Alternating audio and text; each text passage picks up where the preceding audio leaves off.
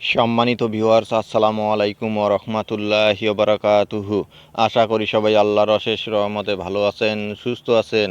এই চ্যানেলে আরেকটি নতুন গুরুত্বপূর্ণ ভিডিওতে আপনাদের সবাইকে স্বাগতম।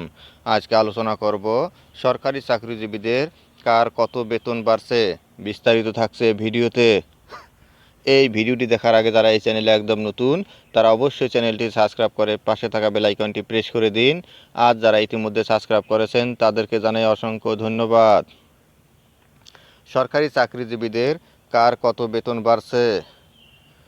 সর্বোচ্চ ৭,৮০০ ও সর্বনিম্ন ৪,০০০ টাকা বেতন বাড়বে সরকারি চাকরিজীবীদের।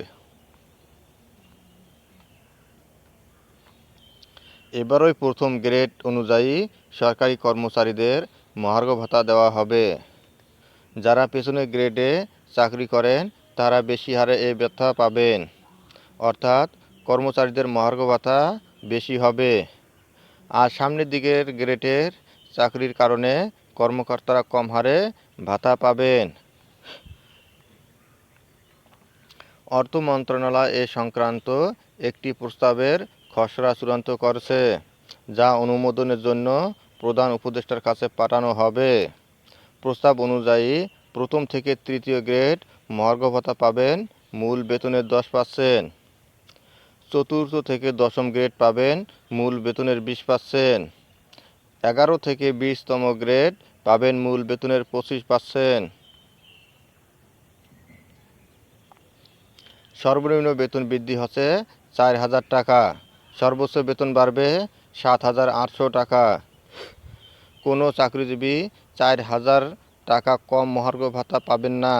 তবে মহার্ঘ ভাতা কার্যকর হওয়ার পর আর বহাল থাকবে না আগের সরকারের দেওয়া 5% বিশেষ প্রণোদনা সুবিধাটি। অর্থ মন্ত্রণালয়ের কর্মকর্তারা সংবাদ মাধ্যমকে এসব তথ্য জানিয়েছেন। পেনশনভোগরত কর্মকর্তা কর্মচারীরাও মহার্ঘ ভাতা পাবেন বলে জানান তারা। সব কিছু ঠিক থাকলে ফেব্রুয়ারি মাসের বেতনের সঙ্গেই মহার্ঘ ভাতা দেওয়ার প্রস্তাব রয়েছে অর্থ মন্ত্রণালয়ের। অর্থ মন্ত্রণালয়ের কর্মকর্তারা আরও জানান, রাজস্ব খাতে ব্যয় কমিয়ে রাখা খুবই কঠিন। কাজেই সব কিছুর উন্নয়ন বাজেটের উপর গিয়ে পড়বে। উন্নয়ন বাজেট কমানো হবে, সেই অর্থ দিয়েই বর্ধিত বেতন ভাতা দেওয়া হবে। এদিকে বৃহস্পতিবার 9 জানুয়ারি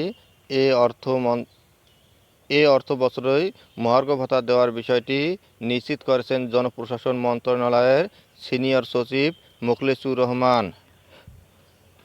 তিনি জানিয়েছেন, আগামী 30 জুনের মধ্যেই কর্মচারীদের জন্য মহার্ঘ ভাতা ঘোষণা করা হবে। তবে কত শতাংশ মহার্ঘ ঘোষণা করা হবে সে বিষয়ে কিছু জানাননি জনপ্রশাসন সচিব।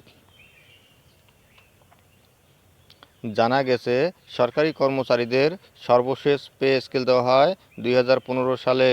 এরপর তাদের আর বেতন বাড়েনি। চাকরিজীবীদের দৈনন্দিন খরচ বেড়ে যাওয়ায় মূল বেতনের সঙ্গে নির্দিষ্ট হারে মহার্ঘ ভাতা দেওয়ার এ সিদ্ধান্ত নিয়েছে সরকার।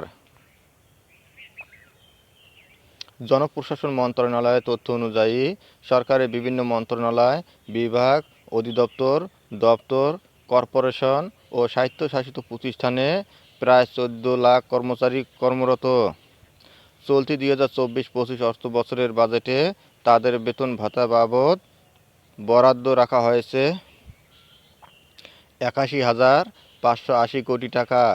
বাজেটে মহার্ঘ ভাতায় কোনো বরাদ্দ নেই। তবে কমিটির সুপারিশের ভিত্তিতে এ হার চূড়ান্ত করে পরিচালন বাজেটের অন্য খাতের সঙ্গে সমন্বয় করা হবে। সর্বশেষ 2013 সালে 20% মহার্ঘ ভাতা দিয়েছিল সরকার, যার আওতায় সর্বোচ্চ 6,000 আর সর্বনিম্ন 1,300 টাকা বেতন বেড়েছিল। 3 বছর পর যখন বেতন শতভাগ বাড়ানোর ঘোষণা দেওয়া হলো, তখন কার্যত বেতন বেড়েছে 80%। গত বেতন স্কেলের টাইম স্কেল ও সিলেকশন গ্রেড কর্তন করা হয়েছিল। 1977 থেকে 2015 সাল পর্যন্ত মোট 8টি পে স্কেল দেওয়া হয়। সরকারের সব সেক্টরে মহার্ঘ ভাতা দেওয়ার প্রস্তাব পড়ে বেসরকারি চাকরিজীবী ও সাধারণ মানুষের উপর। কারণ সরকার কর্মচারীদের ভাতা বাড়ালেও বেসরকারি চাকরিজীবীর বেতন বাড়ানোর কোনো দায়িত্ব নেয় না। এ কারণে ২১ লাখ সামরিক বেসামরিক কর্মচারীর বেতন বৃদ্ধির যাতাকলে পিষ্ট হয় সাধারণ মানুষ। ধন্যবাদ জানিয়ে বিদায় নেওয়ার আগে আবারও অনুরোধ জানাই, যদি ভিডিওটি ভালো লাগে এবং সর্বশেষ শিক্ষামূলক আপডেট নিউজ পেতে চান তাহলে অবশ্যই চ্যানেলটি সাবস্ক্রাইব করুন। ধন্যবাদ সবাইকে।